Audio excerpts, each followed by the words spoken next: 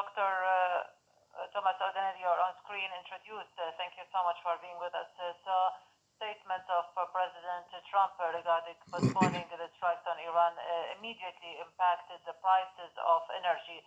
Is this a psychological factor or things are beyond that? Well, thank you for having me on Al Jazeera again. Of course, nobody can say for sure, but I'll give you my best understanding of this. The United States has built up a tremendous force that's coming to arrive at the Straits of Hormuz with the intention of securing the Straits of Hormuz actually permanently, so that Iran can't project power in this area. My guess is this is this very classic scene you see in many historical movies. Before the Great Battle, the two sides have a brief talk and say, let's not do this. Let's make a deal so that all these people don't have to die. I take it that way. That's what's going on.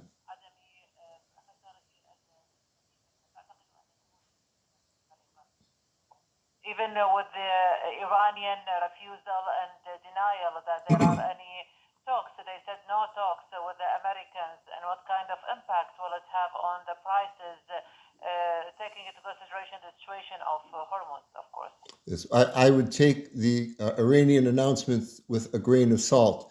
The Iranian regime has a difficulty when it's negotiating with the Americans. At the same time, it has to have its own people domestically think it is very strong, and its own forces, its own Iranian Revolutionary Guards and military, so that they don't lose faith and that the people don't turn on them. So they have two fronts. They have to project strength at home, and at the same time, they might very well be engaged in these negotiations. Of course, it's not possible to say. This will have, of course, a short-term effect on the price of oil. The price came down slightly, $5 or $10, and it looks like it's going back up. I think what will happen here is if some more evidence comes out in the next hours before the markets close that these negotiations are really taking place, then there'll be some hope, probably the price goes down below 100.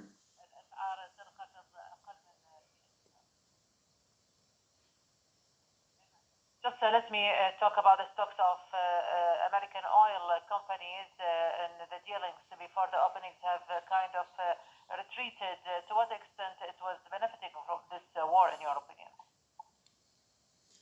Okay, if I understand your question correctly, what advantage has this had for the American oil companies? And of course, if the price goes up, producers around the world, they get more money for their oil that's, right? But long term, this is a matter of great stress for all oil companies in the world. Let me just say, I think a lot of people have been asking recently, why hasn't the price of oil gone higher, considering how much oil is supposedly missing from the market?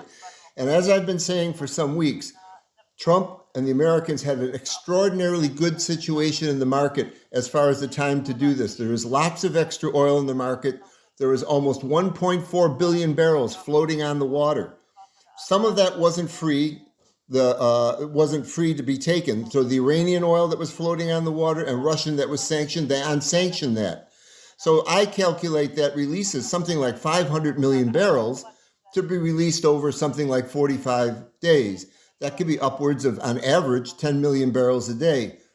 So the Americans have a lot of leeway. In this context, can the strategic reserve can be used, especially by countries, especially at the International Agency of Energy? Can they use their strategic reserve?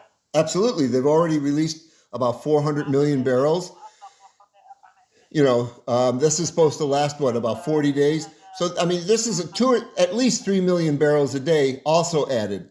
And what's been lost from the Gulf is nominally it's 15 million barrels of oil. The other 5 million was products. And of that 15 billion, already the Saudis are making up something over 5 million a day. And the Iranians were shipping some oil out. So 6 or 7 is made up. So there was only 7 lacking. So with the spare oil that was already floating on the water, including the Iranian and the Russian, plus the SPRs that you just asked me about, it basically makes up for everything.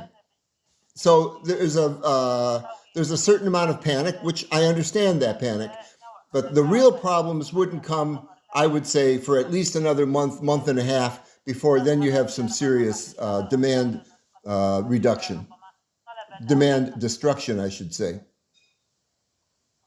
Thank you, Doctor, for being with us. This is Thank the end you. of our interview. We hope to see you again. Thank you, sir. Thank you very much.